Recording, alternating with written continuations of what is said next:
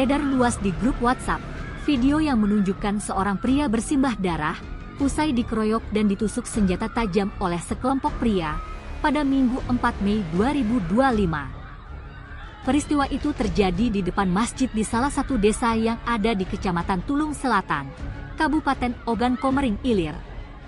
Dalam kondisi tersebut beberapa warga yang melihat mencoba melerai, namun tak berhasil lantaran korban dan pelaku sama-sama memegang senjata tajam. Beberapa langkah mendekati kerumunan, tangan korban yang memegang pisau ditangkap salah satu pelaku. Salah satu pelaku yang berhasil menangkap tangan korban yang memegang sajam pun sempat bergulat hingga membuat korban terjatuh. Dalam kondisi korban seperti itu, datang pelaku lain yang beberapa kali menikam perut dan punggung korban. Tak cukup satu, pelaku lain juga menghujam kepala korban dengan menggunakan bongkahan batu cukup besar.